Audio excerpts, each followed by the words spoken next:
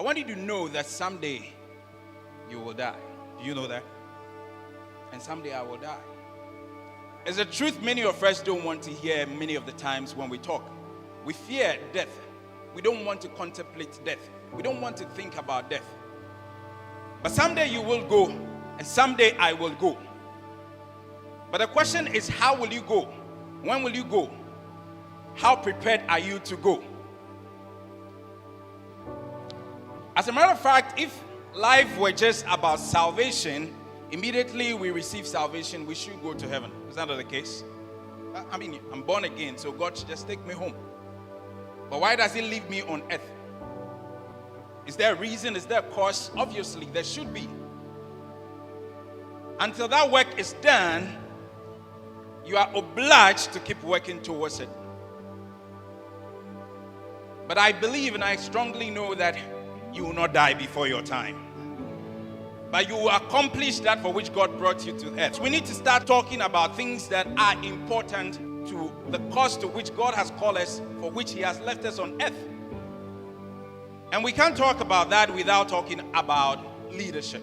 So we're talking this evening about leadership, our call to influence earth, our call to influence lives on earth. How many of you believe that you are here to influence the lives of other people? So how many have you influenced so far?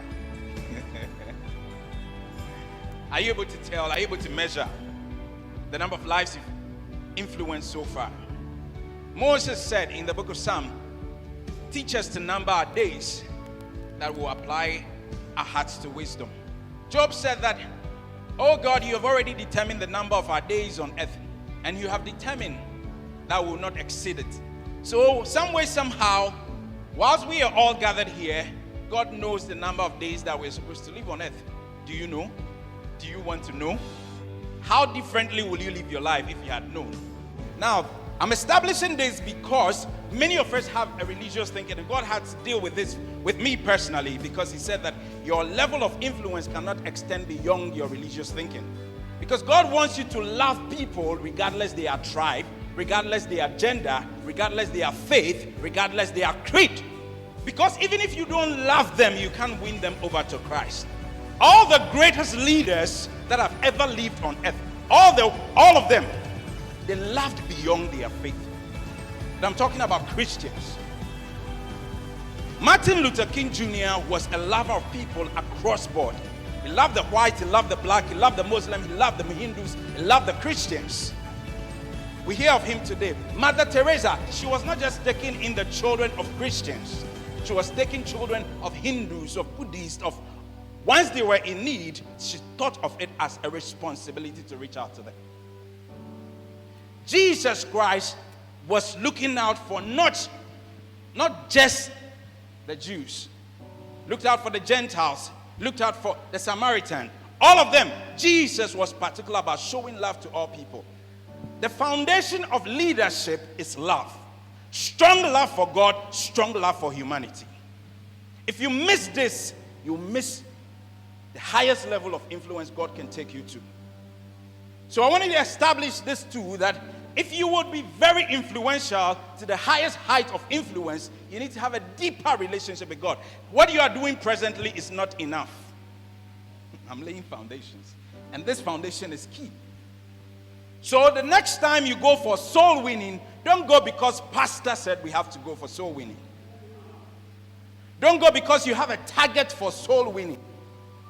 But go because you have a genuine heart for humanity.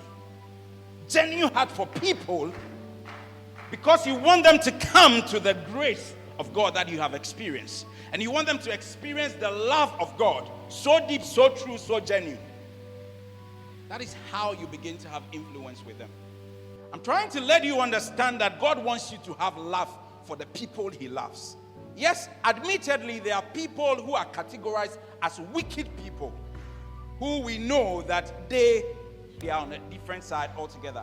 But it's not all people who are wicked. Some were just born into what they were born into. If it were to be you, how differently would you have lived? If you're not born into a Christian home, if you're born a traditionalist, and all you've ever saw was to be a traditionalist, all you ever saw was to be a Muslim. But they need to hear the truth. And they need to hear the truth in love. I hope you're with me. So first and foremost, what I want to establish this evening is that you need to develop a stronger relationship with God.